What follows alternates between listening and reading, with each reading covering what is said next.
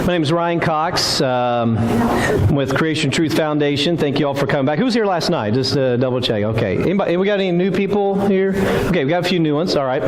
Try to do a little review there for you. I have been suffering from hypothermia today, as because of the way the temperature rises in here when we have everybody packed in here. They've had to have the thermostat very, very low all day. So I slept fully clothed last night, and just constantly checking my temperature, making sure that above the freeze. I took my hands and washed them. I went to do like that. I kid you not, it turned to snow by the time it hit the. It's just been freezing. It's just been cold. But it's an honor to be with you. A very good blessing. I have a wife and 5 children. In fact, today is when my son Gideon turns 2 years old. Today is his birthday. So they went to the zoo. He's the next to youngest, and so they were at the zoo today in Oklahoma City. I got to chat with them, video chat and everything. My daughter Galilee, who was she'll be 4 in August. She blessed me with a great honor the other day. She was going to say what Daddy's favorite thing in the world to do is.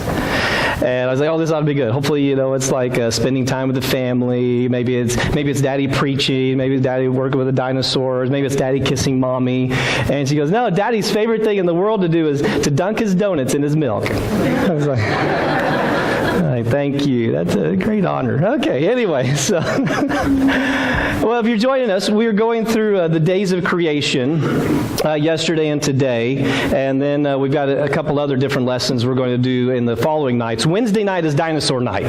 Just letting you know, Wednesday night is dinosaur night, so if you got anybody you're thinking about inviting, they only got one night to come. Dinosaur night's usually the fun night, the exciting night, so definitely want to come back for dinosaur night on Wednesday night. But thank you for being here tonight. Going through the days of creation, Matt had to sadly rush through his favorite day last night as he was finishing day 4, which is when God creates all of the vast array of the cosmos, everything in the entire universe, that he fills that space that he created on day 2. He places all the astronomical phenomena that we see out there. And I wanted to hit on one thing real quick, because God does some amazing things on that day, not only in the way he creates them, but in what he's establishing for things to come. My thing is working, right? There it is. Okay. And remember, he talked about the moon and how we cannot have life on this planet without the moon. The moon is essential to life on Earth. Does anybody know why? Gravitational. Huh? The gravitational. Part of the gravitational effect. What does it do to our planet, its gravitational effect? The tides, exactly. It does the tides. It washes everything with the tide. It returns. That was a little pun. Anyway, it was, I'll let you know when the jokes are coming. So, it churns the ocean, keeps everything going. Without that, what would happen to life in the ocean? It would die, exactly. And you and I would suffocate to death. How many knew that? What is the planet's largest single source of oxygen? It's Earth's oceans. The oceans produce by far the largest net gain increase of oxygen for our planet, year in and year out. It's due to the phytoplankton in the ocean that actually produces over 50% of Earth's oxygen. In a net gain, we get more from the ocean than we do from any of the rainforests. If the moon is not right where it's supposed to be at, and doing what it's doing to the ocean, we do not have enough oxygen to support life on this planet. So if you take any of these variables out of the equation, you completely lose the possibility of life on this planet. It's just amazing how everything is exactly where it's supposed to be and perfect for what it's supposed to be. And I find it very amazing, the order of creation that God chooses to do these things so we can see and understand as we gain more knowledge, more information. What was it Sir Isaac Newton said? We do science. Science is simply thinking God's thoughts after him. We are learning what it is He has done in this creation as we continue to explore. We're given a mandate in Genesis 1:28 to study, to learn, to understand these things because they just further show forth the glory of our Creator. And so on that day 4, when He's establishing these things, He's still preparing more parts of the equation for everything to work and function perfectly there, because then comes day 5. And on day 5, God creates some amazing things that had not yet been done yet. If you would turn to Genesis chapter 1, we're going to continue on here. Pick it up in verse 20. And here's what God does. Then God said, "Let the waters teem with swarms of living creatures, and let birds fly above the earth in the open expanse of the heavens." God created the great sea monsters and every living creature that moves, with which the waters swarmed after their kind, and every winged bird after its kind. And God saw that it was good. God blessed them, saying, "Be fruitful and multiply, and fill the waters in the seas, and let the birds multiply on the earth." And there was evening, and there was morning, a 5th day. Everything that had wings and everything that was in the waters, God creates on this day. So you have all your different kind of winged life, all your kind of water life. That would include the insects as well. Those that are winged were flying on that day. And also including, what else? All of these winged creatures. So including our buddy right here, our pteranodon, would have been created on that day, or a pterosaur kind would have been created on this day at the same time as all these other ones. Now, there's a very, very, very important set of words here in the Scriptures that when we understand what they mean, we gain a better perspective of things throughout the rest of not only the days of creation, but in regards to our lives and in regards to the cross. We'll eventually get there. There in verse 20, you get a set of words that had not been used up to this point. Does everybody see there in verse 20 the words living creatures? Does everybody see that? Living creatures. Had we had that yet? Have we seen the words living creatures yet? No, we've not. The words there in the Hebrew are the words kai, nephesh. So everybody say kai, nephesh. That's the Hebrew. These words together, what they mean in Hebrew, they are, it refers to life that is blood containing, that is oxygenated, that is animated. So when you go back to day 3 and you see what God made, what did God make on day 3?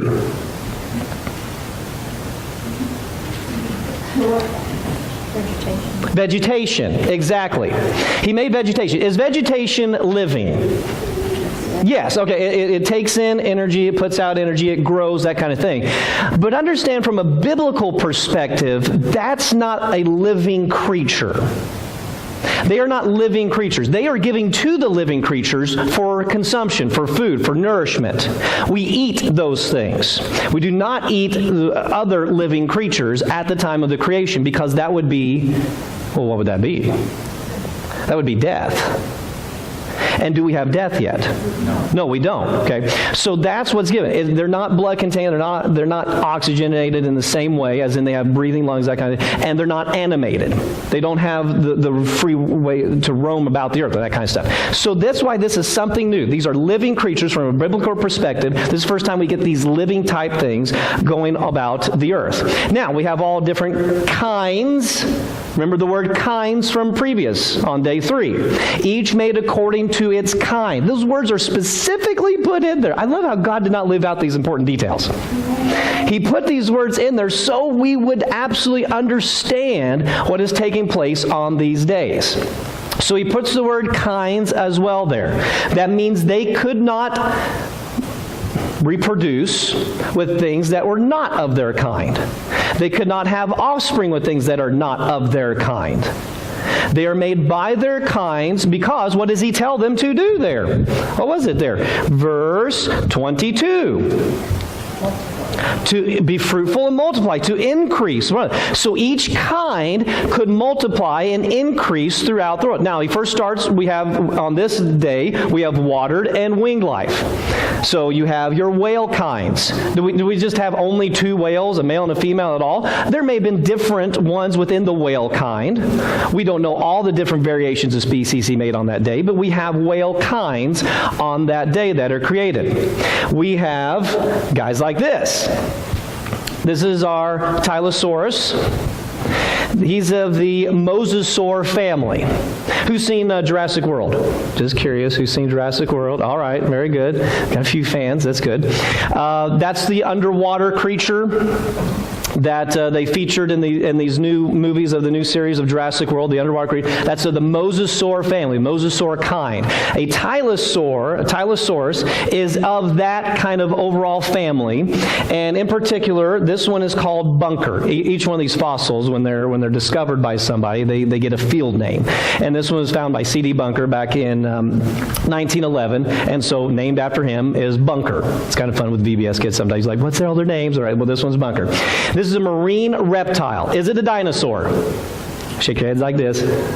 No, okay. This is a marine reptile. So that way you sound smart to all your grandkids and children, all your kids, all right? These are land creatures are dinosaurs, water creatures are marine reptiles, and the flying ones are flying reptiles. Okay, I know it's not very original, but that's what it is, okay? Marine reptiles, flying reptiles, and dinosaurs. So this is a marine reptile.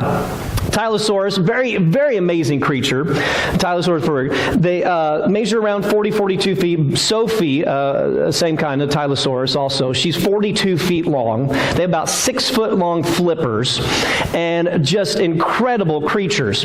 You know how a snake, when it goes to swallow an egg, or at my house, as recently happened, a golf ball. Anyway, it was its last meal in more ways than one, because my wife wanted to see what it was it had swallowed, so we found out. Anyway, that's what she does with the kids when I'm gone. But anyway, so you can dislocate its jaw to swallow it. Y'all know what I'm talking about? Okay. Well, the way the jawbone here of the Tylosaur looks, some paleontologists think that it could dislocate so it could swallow larger prey, which would make sense that out of its 72 teeth, it's got these ones back here in the throat. Who's seen the teeth up here that are back in the throat? Okay. You ought to come take a look at that sometime. Because that would help, as it's dislocated, to help keep pushing its prey down its throat. Very remarkable type creature, all right? But these types of creatures would have been created, the mosasaur kind, probably on that day 5 of creation. This is Sophie. We have this fossil as well. We don't travel with it because it's crazy big. And that's my son Gideon, who just turned 2 years old today. And as you can see, the size comparison, that's what he would look like in the stomach, because every child needs to have a nightmare every now and then. And then there's how big she is. That's my dad there. That's Matt. There's my wife Amanda. That's how big these Tylosaurs. So all these types of creatures, these kinds, would have been made here on day 5. Also on day 5, we have our winged creatures. We have possibly an eagle kind or something within that kind. Not every single type of different eagle, but an eagle kind, possibly. A duck kind, I'm sure, was made on that day. The penguin kind made on that day. Very possible. All these different kinds being made on that day. And again, also the flying reptiles. Now, again, just so you all sound really smart, and the kids are like, wow, you really know a lot, all right? This is not a pterodactyl. All right, how many have played the game where you cover your ear with a pterodactyl? I don't know why that's funny, but kids always think, yeah, try it. Put your and try to say pterodactyl. Pterodactyl. Do you see? Isn't that hysterical? I don't know why, but it's funny. Anyway, pterodactyl. Okay, so this is not a pterodactyl. It's a pteranodon. These pteranodons get very large in size. This particular one, Matt, what's the wingspan on this one? Almost 10. About 10 feet. The one we got in the museum is 24 feet. Some of these pterosaurs, they're of the pterosaur kind, so like a pteranodon, a pterodactyl, they're all the pterosaur kind. Some of these get as big as an F-22 Raptor.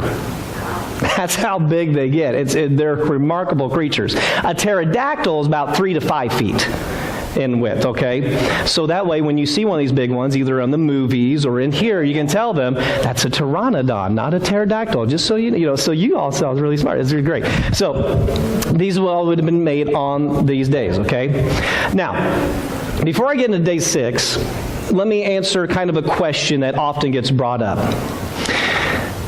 Often what will happen is somebody will come up and say, just because of the way words are used in our culture today, someone will say, okay, now you're talking about, you keep saying evolution, but you just mean macroevolution, right? You don't mean micro. Microevolution changes within different species, mutations over time.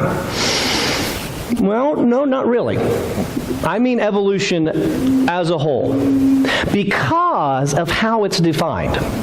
So I went and I looked up, if you were to Google evolution, what is the first thing that comes up? And actually, the Berkeley's website comes up first over Wikipedia. So they're probably paying for the ad, which is good for them. So it comes up first, and their Evolution 101 class comes up that you can go in and start studying, and it's a free course and all that kind of stuff. And so this is the first thing you would find if you Googled evolution. And so I want you to understand what these words mean that are being used regarding evolution, macroevolution, and microevolution. In case you hear these words, in case you have questions about them. So under evolution, here's what Berkeley has. Biological evolution, simply put, is descent with modification.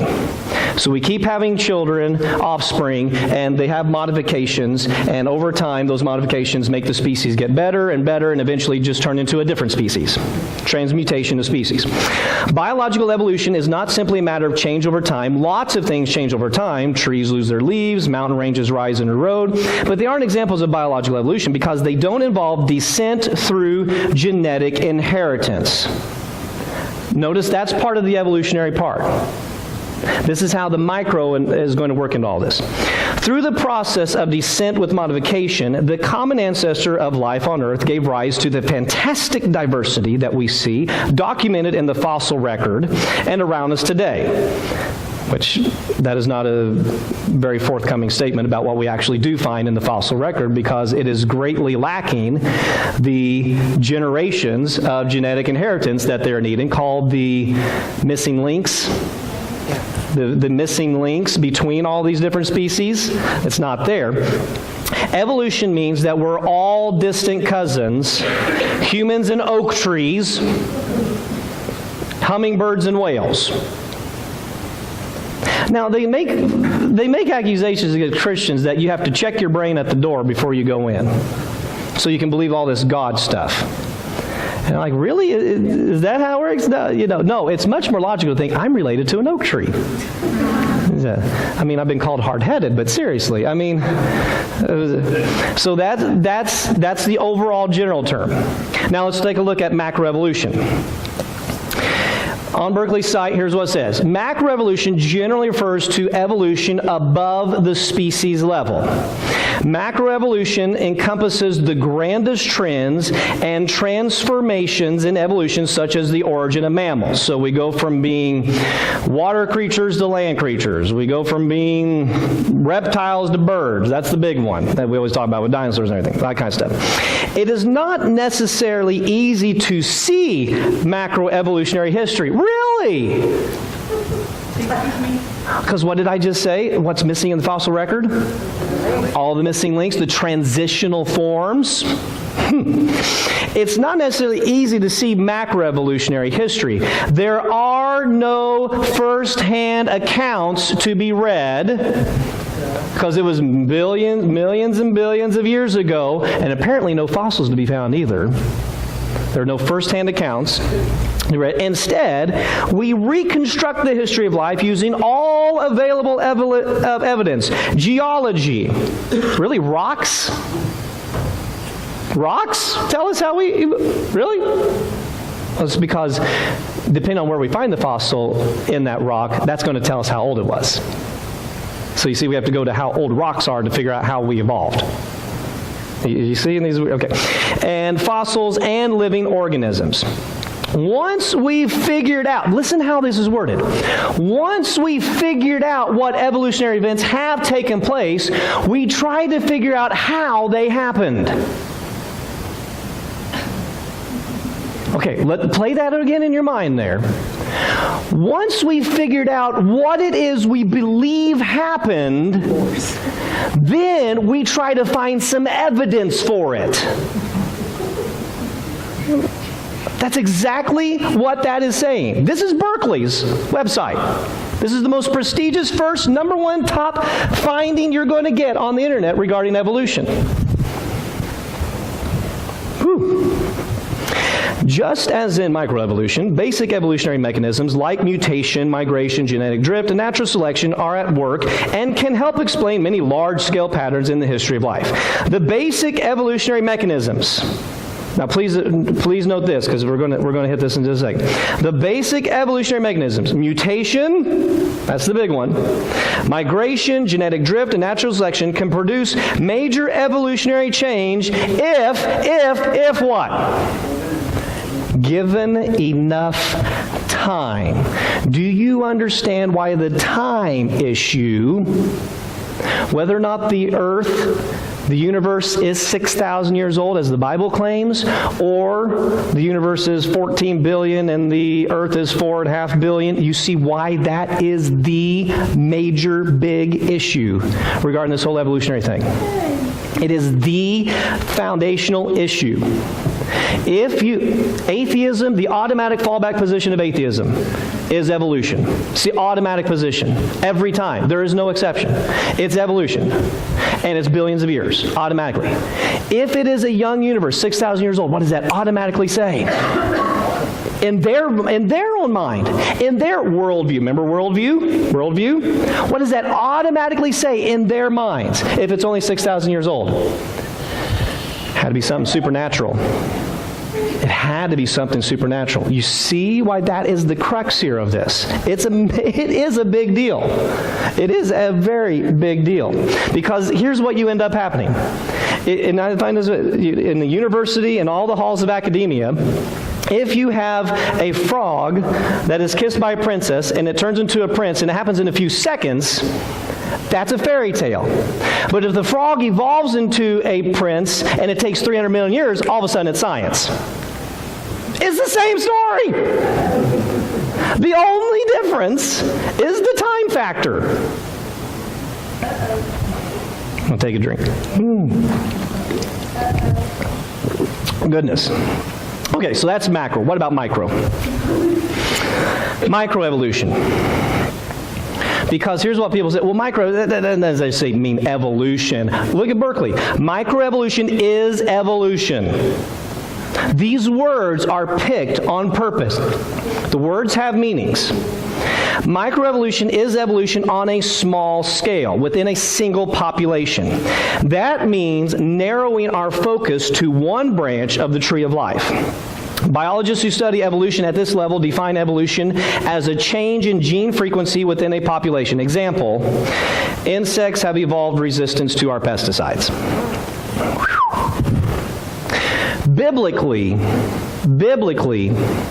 we see variation within a kind. We see variation within a kind. There are all kinds of different bears. Black bears, brown bears, grizzly bears, polar bears, okay?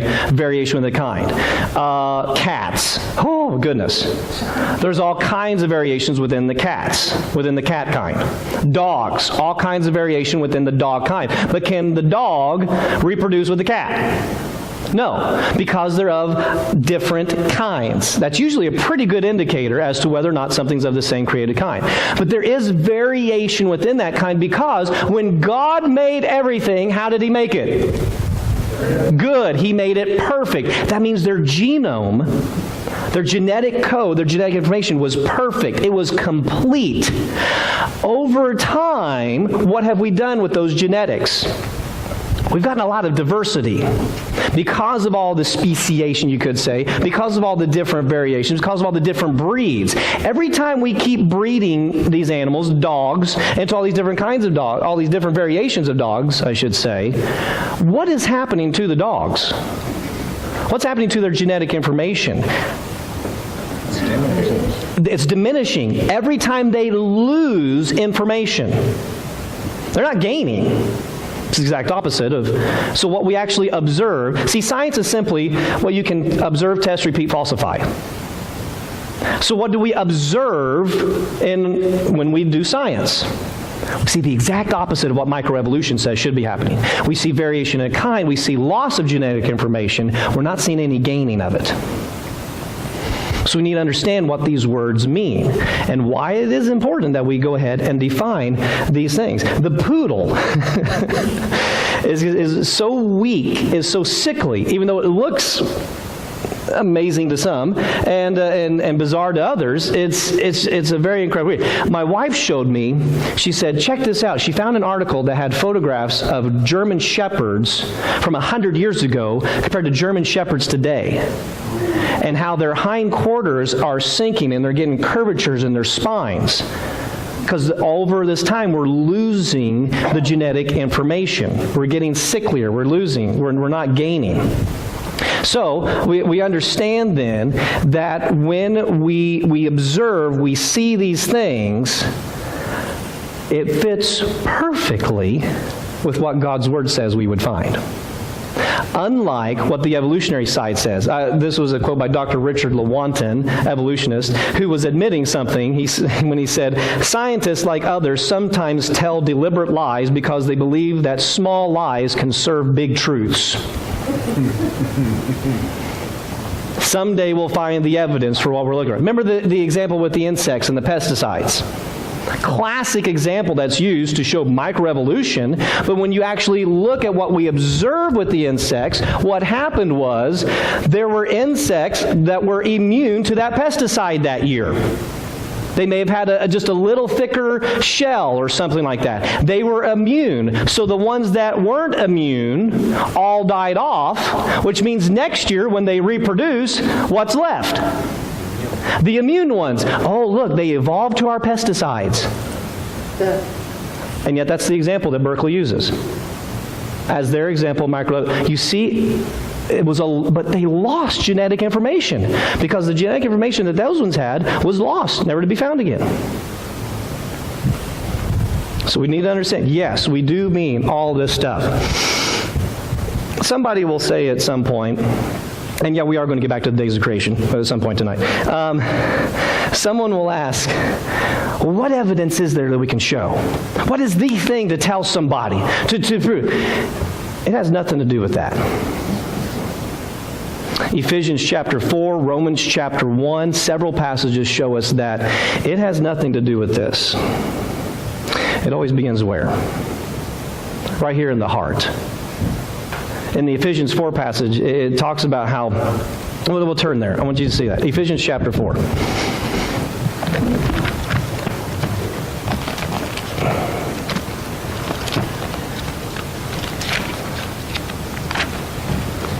Start in verse 17. Ephesians chapter 4, verse 17. Galatians, Ephesians, Philippians, Colossians. They're in those prison epistles. New Testament there. It's on page 1882 in my Bible. Don't know if that helps any Bible. 1556, that's a good one. Okay, verse 17, Ephesians 4, verse 17. So this I say and affirm together with the Lord, that you walk no longer just as the Gentiles also walk in the futility of their mind. So don't walk the way the world walks. Futility of their mind. Look at it, verse 18. Being darkened in their understanding, excluded from the life of God because of the ignorance that is in them. Oh, they're ignorant. Well, that's because they don't know it. They don't have knowledge. They need to be told all this information. No. That's not why they're ignorant. That's why and ignorance simply means lack of knowledge. Look at it. Because of the ignorance that's in them, because of the hardness of their hearts. He goes on to say in verse 19, they become callous. The truth can't hardly penetrate.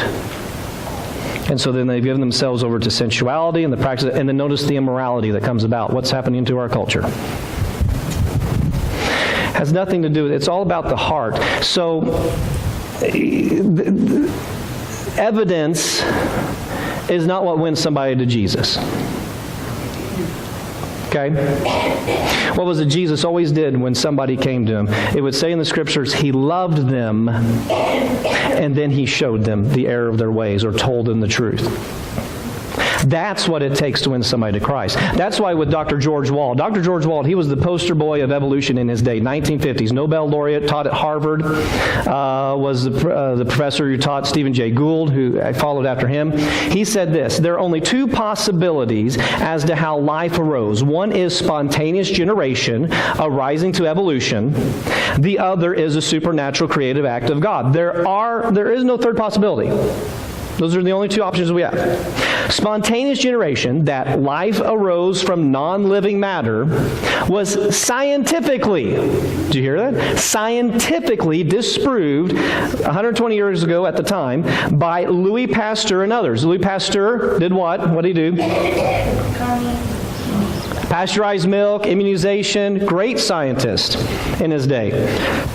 You should read about the experiment that he did as a challenge for a competition to win a pretty good purse, a pretty good amount of money by this university, to show that spontaneous generation cannot happen.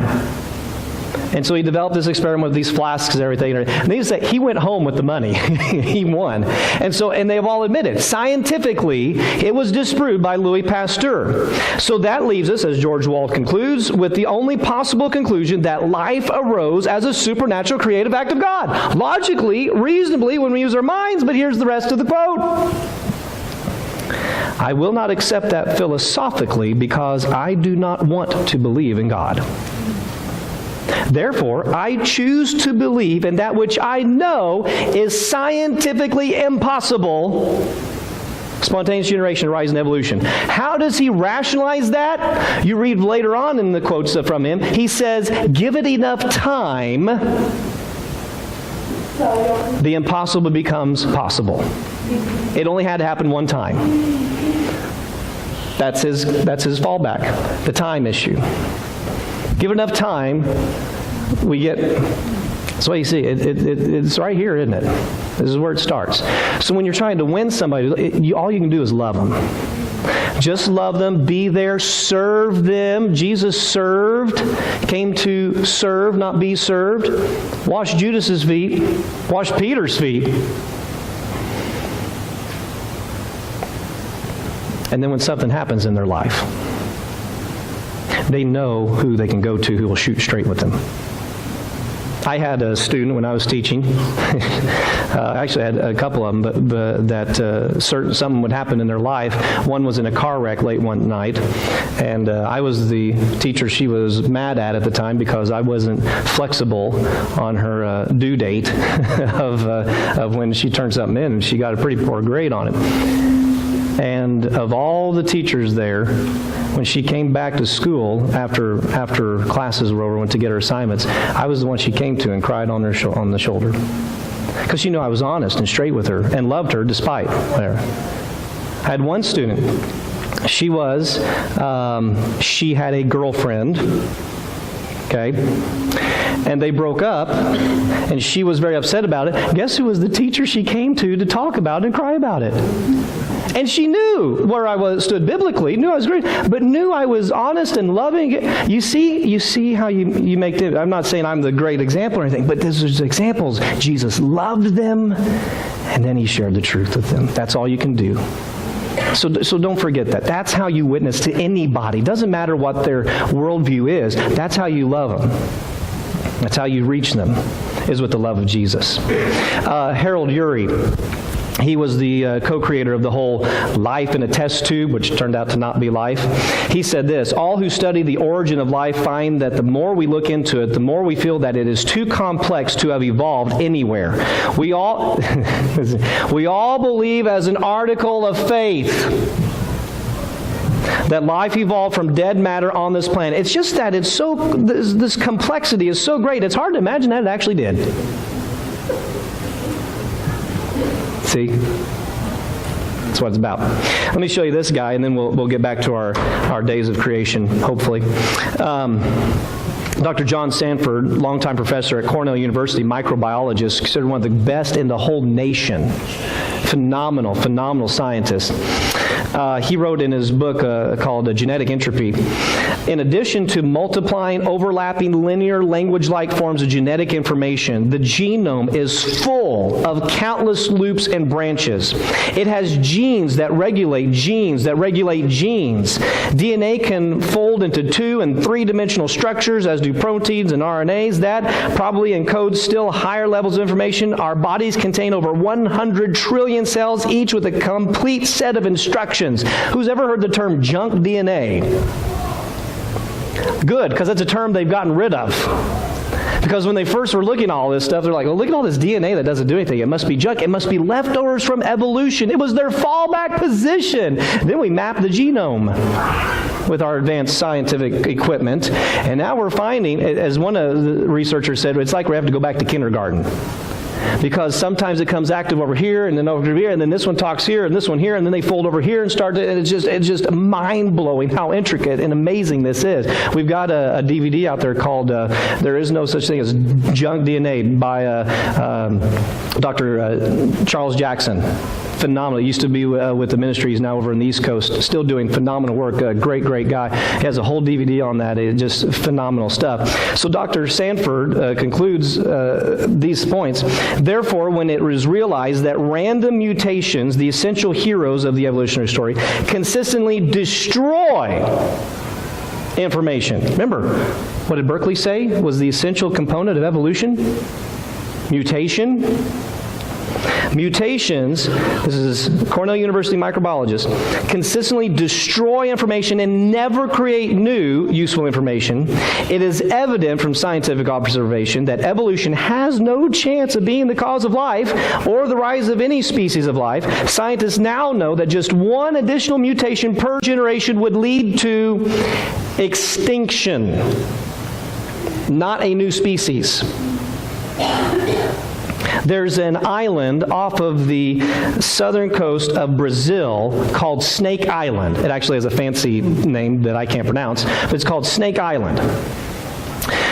You saw some of the other words up there about migration and genetic drift and all that stuff. On this island, it is forbidden for anybody to visit that island because of the pit viper population. Per acre, it has the highest concentration of these venomous snakes than anywhere else in the world. So much so, there was one time a lighthouse that was built there, and over time, the pit vipers eventually killed everyone who was working in that lighthouse. So they had to put up an automatic one because it's right off the coast of Brazil to warn ships and everything. And so the only people allowed to visit that island are the Brazilian Navy or people who get permission from the government to go do research there. No one else is allowed to visit this island because of how dangerous it is, because of the vast number of these pit vipers. Here's what they found out, though, in the last decade, they're finding out they're dying off.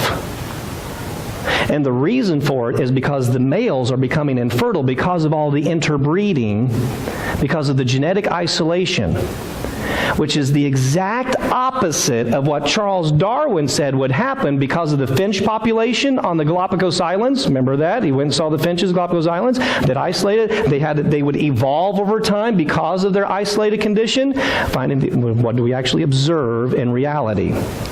The exact opposite of what's taking place. I sat in my anthropology class, Anthropology 101, University of Southern Illinois, and Dr. Thompson, who was teaching it, who was teaching us human evolution at the time, which is what Matt's going to cover on Thursday night.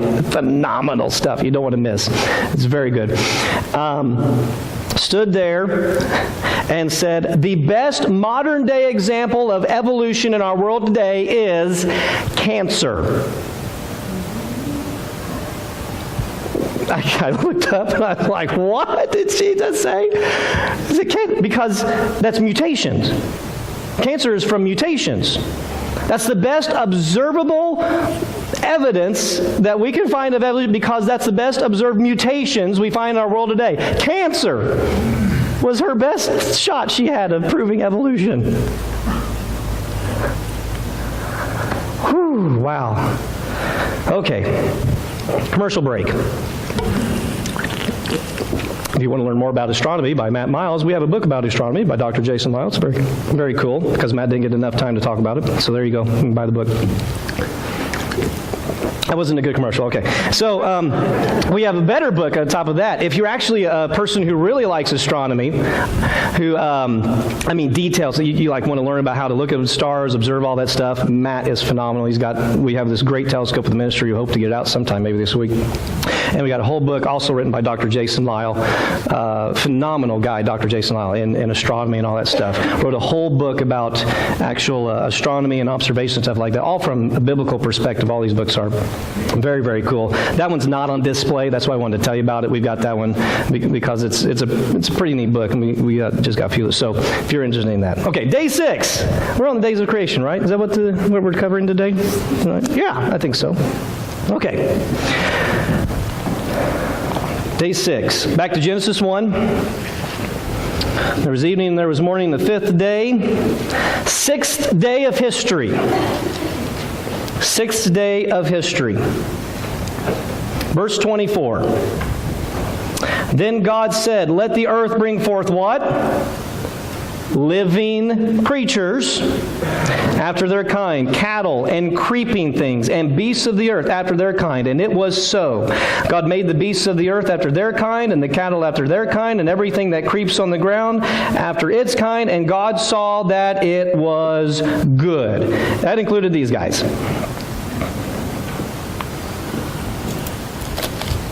How do I know? Because, verse 24, when it says there, and we're talking about, let me go ahead and advance there, kinds, land life here. Let the earth bring forth living creatures, so kai, nephesh, life, after their kind. The word cattle there, this is a little preview for Wednesday night. Okay, a little preview. The word for cattle there is the Hebrew word behemah. Does that ring a bell with anybody? Job chapter 40, God points out the behemoth. It simply means the largest land creature to ever live. We've got some fossils of some mighty large land creatures that ever lived. So you got to come back Wednesday night to find out about that. And then it says, and creeping things. And then the beasts of the earth. It literally says there, God made the largest land creatures to the ittiest, bittiest, teeniest ones, and everything in between on this day. Each according to its own kind. Do you hear the specific words God uses for us to understand what He did on these days? Just so there's no doubt that, well, maybe over time, those water ones evolved and then grew up and developed legs and came up back on the land. And then for some reason, some of those land mammals then decided to go back in the water and become, it's crazy to figure out that order of stuff. No, God makes it very clear. And then He says, what there at the end of verse 25? It was what? It was good. Oh, that's very important. That means He's done creating the animal kinds, the land animal kinds. Now, in that set of animal kinds, this is a fossil that we have. We don't have it with us here, but this is Bison latifronus, which is supposedly different from bison, which the fancy names, when you have the two names, okay, for an animal. Our bison today are called bison. Okay, yeah, I don't know who came up, but anyway, this is Bison latifronus. And here's what it would look like compared to today's. It's the exact same, except for one detail. It's way bigger. Something that is observed in the fossil record, and by the way, all 32 mammalian orders are in the fossil record. They're all there. So pretty much everything we have alive today, guess where we also find it? In the fossils. Right there along with all your dinosaur fossils, all that other stuff, meaning lived at about the same time as the Bible tries to tell us. Okay, so we find these guys in the fossil record, but the interesting thing is there's this phenomenon called gigantism. tons of these animals. Same, almost exact same things we have today. They're just way bigger. Just huge. And if you're looking for a great birthday present or a Christmas present for a grandchild or your child or something like that, we have a whole book on gigantism. I'm still in the commercial break. And it's really cool. They take, this is a neat one. Go out there and look. So there's a raccoon today, and there's the raccoon. Notice raccoons in the fossil record. Wait a minute, we shouldn't have those, right, in the fossil record. There it is today. That's what it looks like in the fossil record. Young boys love this book. My son can't stop looking at it. All right, so just this whole thing. Why is that? Yeah. Obviously, conditions at this time, pre-flood, Matt may hit on this more. He kind of hit on it a little bit last night when he talks about flood and stuff tomorrow night. Conditions pre-flood, different what they are today. A greater atmospheric pressure, protection from the harmful radiation of the sun. Dr. Russell Humphreys has done, a physicist, astrophysicist, has done research showing that our magnetic field strength would have been stronger back then, which would give us all those types of conditions for things to grow bigger and last longer. Wait a minute, what's the Bible say about how long things lived pre-flood? About 9-10 times longer than it does today. Oh, that's interesting. Not to mention, when God made everything, He made it how? Good, perfect. How was the genetic code? Perfect, fully intact. Full genetic code. No degradation. Everything the Bible indicates to us would show us that that's not a surprise to us. That fits perfectly with a biblical worldview, biblical model, these things. Also included on that day are these guys. Your friendly neighborhood dinosaurs. Right there along with all this. I want to talk to you all about dinosaurs, but that is Wednesday night. So you got to come back Wednesday night. Now, notice he was done with the animal kingdom. Because he said what? It's good. He only says that when he's done, when he's completed with something. Now then, pick up where we left off, verse 26. Then God said, let us make man in our image, according to our likeness, and let them rule over the fish of the sea, and over the birds of the sky, and over the cattle, and over all the earth, and over every creeping thing that creeps on the earth. So God created man in His own image. In the image of God He created them. Male and female He created them. God blessed them. God said to them, be fruitful and multiply, and fill the earth, and subdue it, and rule over it. The word subdue there is the challenge. Learn it. Study it. So you can master it. That's our challenge right there, to be people who don't just sit idly by, but study and learn. That's the mandate for education, to inform ourselves. And rule over the fish and the sea, and over the birds of the sky, and over every living thing that moves on the earth. And God said, behold, I've given you every green plant, yielding the seed on the surface of the earth, and every tree which has yielding seed, and it shall be food for you, and to every beast of the earth, and to every bird of the sky, and to everything that moves on the earth which has life, I have given every green plant for food. And it was so. God saw all that He had made, and behold, it was very good. And there was evening and there was morning the sixth day. Notice the distinct, specific break between the animal kingdom and then the incredible creation of mankind. Male and female, He made them in His image. And then He said it was very good. Man is not an animal. In more ways than one, God specifically states in His Word that we are not of the animal kingdom.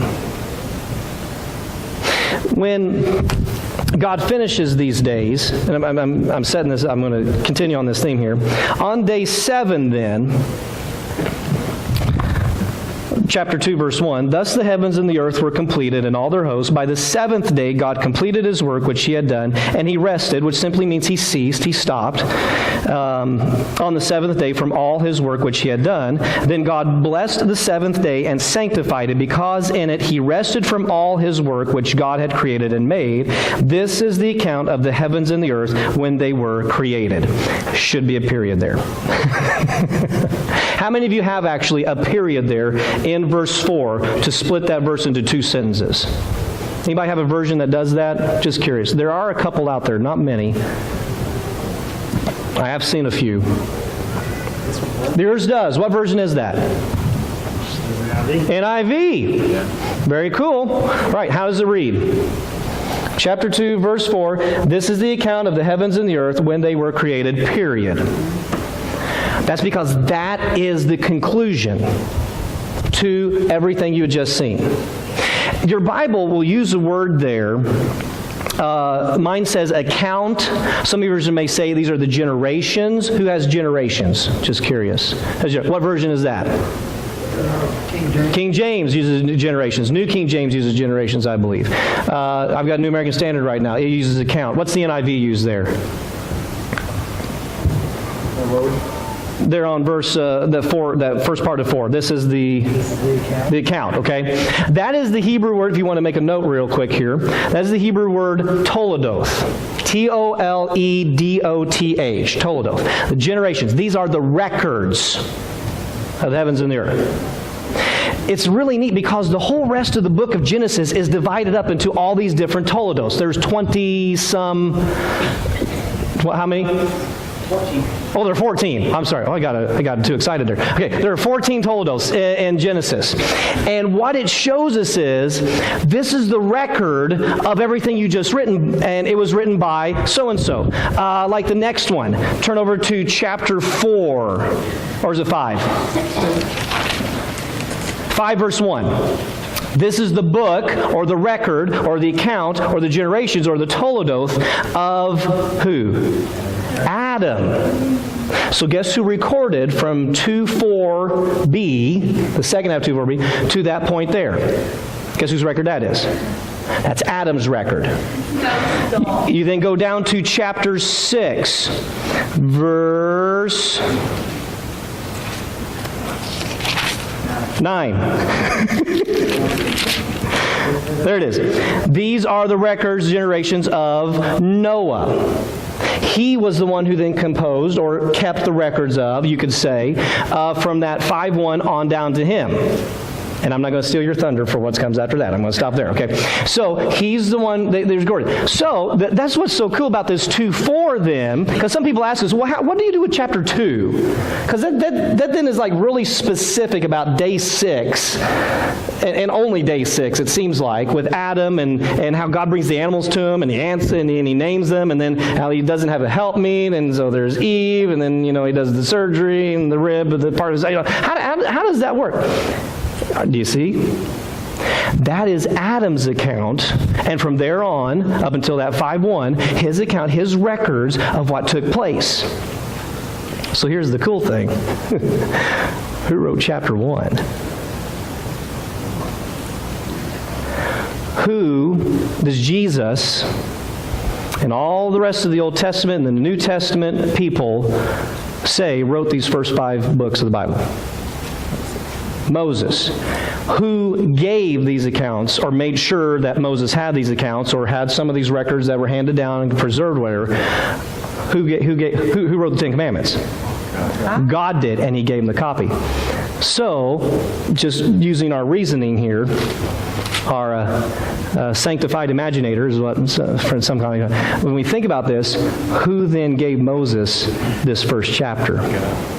This is God's account. Because who was the only one there to see it?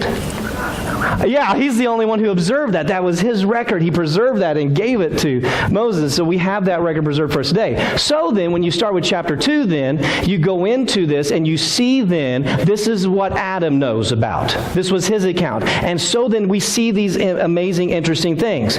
What does God, and I just reference it, what does God have Adam do? What are his jobs when he's first made? He's supposed to look out over the garden that he's been put in. He's supposed to work it and till it. Notice that's not a curse. Look after the animals. He's supposed to look after. In fact, what is he specifically supposed to do with the animals? He's supposed to name them. Notice he names the animals. Does he name himself? No. Because he's not an animal. God brings the animals to him. He names them, and there's a light bulb you can see that goes off in Adam's head. And he's like, God, there's no one here suitable for me. There's a major difference between me and this entire animal kingdom. And God's like, that's right. That's why I wanted you to do that. So you could see that. You could learn about all this I made. But for you to understand and see, there is a major difference between you and the animal kingdom. And so then he puts him into a sleep, into a rest. And he takes from his side that which he uses to make Eve. Now, the word there for the rib, it just means a curved chamber. So rib is a good translation. There's nothing wrong with that. But whatever it is God took out of his side, he definitely took the X chromosome. Because man has X and Y, but females only have X. And so he took that X chromosome, he made the woman, and he brought her to him, and they were the perfect couple. They were the perfect couple. They never had an argument about where they were going to eat.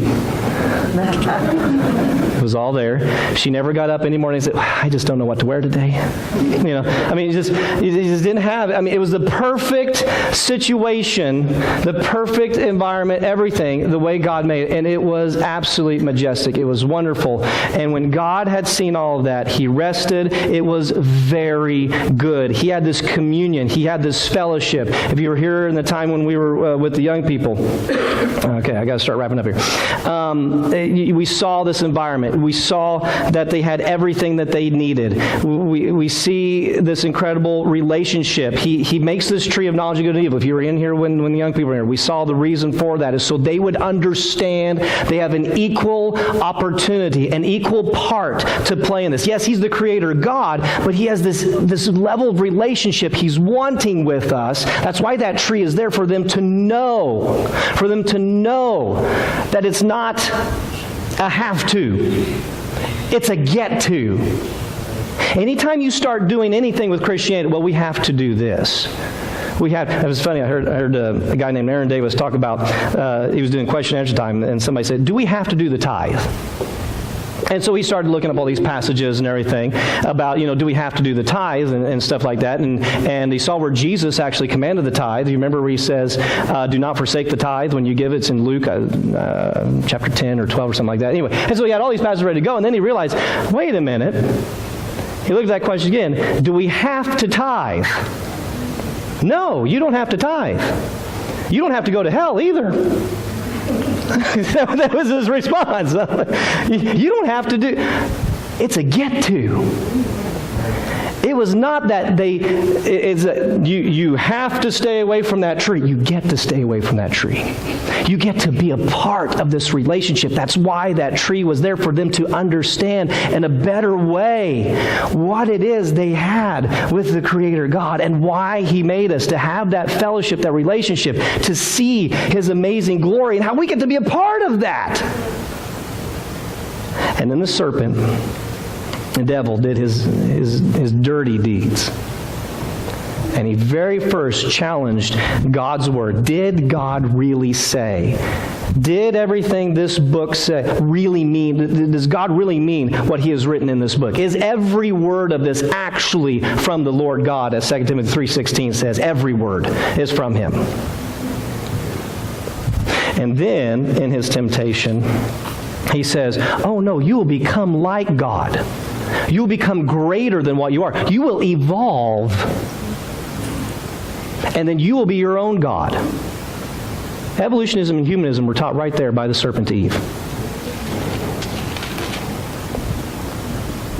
And then, the saddest part of it all.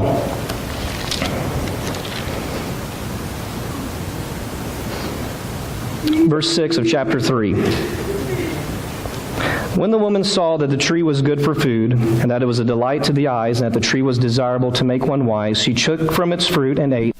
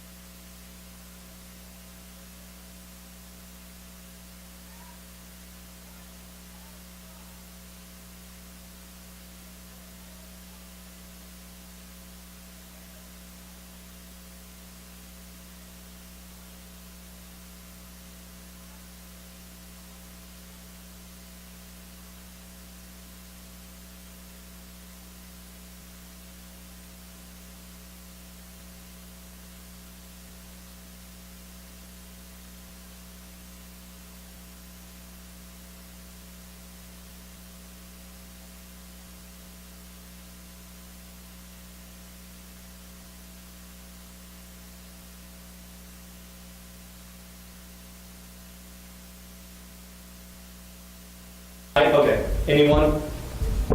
Oh, look at that. All right. Nice skinny mic. Bob Barker mic. Okay. So I always got to make sure to point that out. Okay, I've got like 5 minutes. Okay, very quickly then. Remember that whole Cain Nefesh thing. This is why this is a big deal. All of this is such a big deal. There was no death before sin. The scriptures show us. Well, maybe that just means spiritual death. Maybe that's just death for humans, not everything else. Because you realize death is the mechanism for evolution. Survival of the fittest. The weak die out, the stronger survive, blah, blah, blah, blah. You have to have these millions and billions of years of death and disease and destruction. And if you try to fit that into the Bible, then you have death long before sin. That's why this is a big deal. The Cain Nefesh life. Now, Romans 6:23 says what? The wages of sin is death. And the Bible defines what death is for us. James 2:26. For as the body without the spirit is dead, so faith without works is dead also. Notice that's physical death. Death, from biblical perspective, not only is it the wages of sin, but when we talk about death, we have a separation that takes place. We have the spirit leaving the body. By the way, that's why we're in His image, and completely different from the animal kingdom, because we are spirit. We have spirit living here in this flesh, and this is a container, a holder of His glory, you could say. If you remember that, the Spirit there. But then Ephesians 2:1 says, but we are also dead currently while we're alive in the body because of our transgressions and sins. So there's death physical and there's death spiritual, the Bible talks about. And that's what death is. Death is separation. When Adam and Eve sinned, they were separated spiritually from God. They had to go hide themselves. And what did they feel the need to do? Cover themselves. Because they knew what had happened. There was something wrong. They were separated from Him. They hid. They didn't want to see Him in His glory. Because they knew the shame that they had. So what was it that God then did? And notice there in chapter 3, when you read it next time, notice God does this. He offers a sacrifice because He covers them. Why? God tells us, Leviticus 17:11, for the life of a creature is in the blood.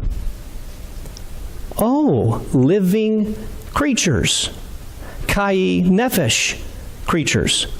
The life is in the blood. And I have given it to you to make atonement for yourselves on the altar, for it is the blood by reason of the life that makes atonement. When you're dead, what do you need? Life. You need life. What they tried to cover themselves with? Fig leaves, plants. What did Cain offer as a sacrifice? Plants.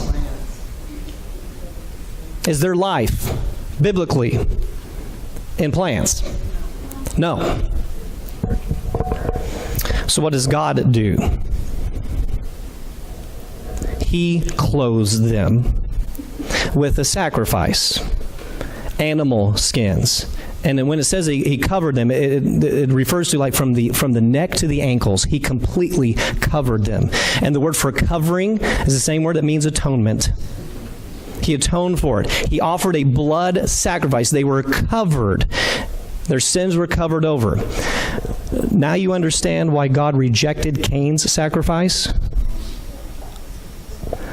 He knew better. It's great. Notice who does the sacrifice in chapter 3 when you read next time. God does. God came down, walked with them. I think God in the flesh offered the first Who's God in the flesh? Jesus. I just think that's pretty cool. That's pretty cool. Okay, anyway. But wait a minute. Was that good enough? If so, then why can't I just offer my dog today when I sin? Who came? Why? Why? Well, why? We got these blood sacrifices. They're innocent. You wanted the number one verse, I think, in the Bible that refutes evolution is Hebrews chapter 10. For it is impossible for the blood of bulls and goats to take away sins. Why? Connect the dots. Because that's it. We're not animals. We are in the image of the Creator God. Therefore, for us to receive atonement of our sins fully, for them to be washed away forevermore, we need the innocent blood of one in the image of God. Who's the only innocent one in the image of God who could do that for us? Jesus. And that's why it says, by this we have been sanctified through the offering of the body, physical. Notice he had to physically die. So his blood could be offered for us. So, yes, we're talking physical death is the result of sin. You cannot have evolution and death before sin and still believe the gospel, the good news of Jesus Christ. It just cannot go together. When you read about what Jesus actually did on the cross and you harmonize all those scriptures together, it says Jesus, crying out with a loud voice, said, Father, into your hands I commit my spirit. And having said this, he bowed his head, breathed his last, and yielded up his spirit. It's all connected in there. We're talking physical and spiritual. He took care of for us. That's why 1 Peter writes, you were not redeemed with perishable things like silver and gold and all that other junk out there, but with the precious blood as of a lamb, unblemished, the blood of Christ. He physically died so that he could physically arise. Because what does that show us? Death has no mastery over us. O death, where is thy sting? O death, where is thy victory? We have for certain, because of the historical eyewitness fact of Jesus' physical death and resurrection, the eternal hope. Because the wages of sin may be death, but the free gift of God is eternal life in Christ Jesus, and he proved it by his physical resurrection from the dead. That's why, for Creation Truth Foundation, our theme verse is John 3:12. When Jesus is teaching Nicodemus and he says, if I told you earthly things and you don't believe, how will you believe if I tell you of heavenly things? He gives us the challenge. You check out anything this book claims. Place, person, location, event, historical thing, scientific claim. Anything this book has to say, you check it out. And if just one detail of it is wrong, you don't have to believe the rest of it. But if it is true, and what have we seen about what we've observed in our world today when it comes to the Scriptures? Everything turns out to be true. And guess what that also means about the heavenly things and the things he has promised us. Father, we thank you.